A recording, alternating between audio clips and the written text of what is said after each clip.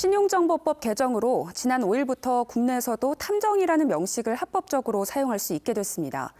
수사 형사로 오랜 기간 경찰 근무를 마치고 탐정 연구 활동에 공을 들였던 광명달 대한공인탐정연구회 부산 초대 회장에게 탐정 명칭 사용이 갖는 의미와 앞으로의 역할 등에 대해서 들어봅니다.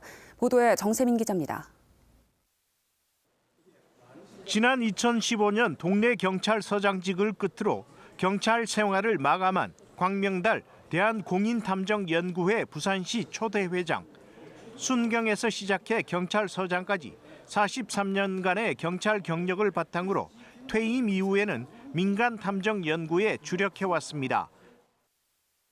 동의대학교 경찰행정학부 겸임 교수로 한 3년 정도 활동을 했고, 사단법인 대한공인탐정연구회 부산광역시 초대 회장으로 활동을 하고 있다가 현재는 부산지방검찰청에서 형사조정위원으로 봉사활동을 하고 있습니다.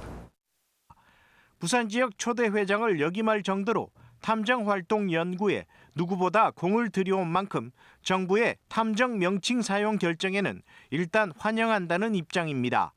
그러나 정부의 이번 결정이 실제 탐정 활동과는 아직 거리가 있다고 지적하며 아쉬움을 드러냅니다. 개인정보보호법, 정보통신망법, 위치보호법 등을 범위 안에서 활동을 해야 되거든요. 그러니까 실제로 할 수 있는 것이 거의 없습니다.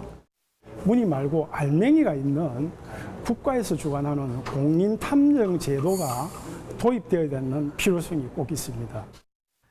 때문에 이름만 탐정이 아닌 실질적인 탐정 활동이 가능하도록 공인탐정법이 시행돼야 한다고 주장합니다. 공권력이 미치지 않는 치안 사각지대, 즉 비범죄 사건, 미아가출 실종이 우리나라에서 연간 한 10만 건 정도가 발생을 한다고 합니다.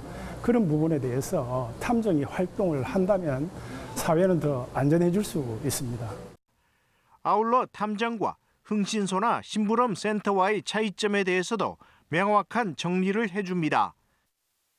흥신소나 심부름센터는 국세청에 사업자 등록만 하면 누구든지 그 업을 할 수가 있습니다. 탐정업도 사실은 누구나 할 수는 있는데요. 기본 자격법 제17조에 의해서 소정의 교육을 이수한 분들이 현재 탐정을 하려고 창업 준비를 하고 있습니다. 탐정 명칭 사용으로 자칫 빚어질 시민들의 피해나 혼선을 방지하기 위해 마지막 당부도 잊지 않습니다. 신용정보보호법에서 금지 조항을 삭제만 했지 이후에 별다른 후속 조치가 없습니다. 따라서 이용하시는 시민분들께서는 이 업소가 자격증을 소지했는지 또 활동하시는 분이 어떤 캐리어를 가지고 있는지 이런 부분을 잘 살펴서 이용하시는 것이 현명한 방법입니다. MBC 뉴스 정세민입니다.